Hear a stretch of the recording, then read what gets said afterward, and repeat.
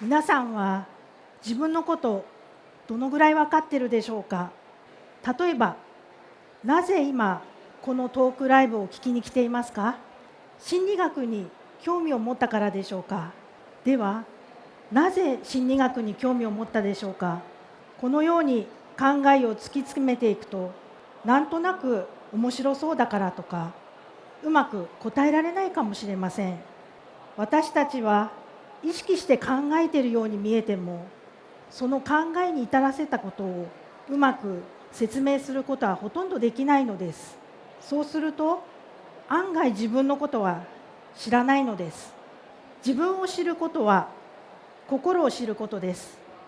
精神分析家のフロイトは心の仕組みについて、意識、全意識、無意識というふうに考えました。氷山に例えると、見えていない部分、つまり意識していない部分、無意識の領域がとても多くなっています。無意識は私たちにとって認めがたい感情、考え、ありえない願望などで占められています。そしてこの無意識が私たちの行動にとても影響を与えていると言えます。私たちは行動しているときに意識しているよりも無意識的にしていることの方が圧倒的に多くなっています。無意識の例の一つに夢があります。夢は無意識の映像化されたものです。皆さん夢を見ますが分かりにくくないですか。無意識は意識に上らないように見張られているのです。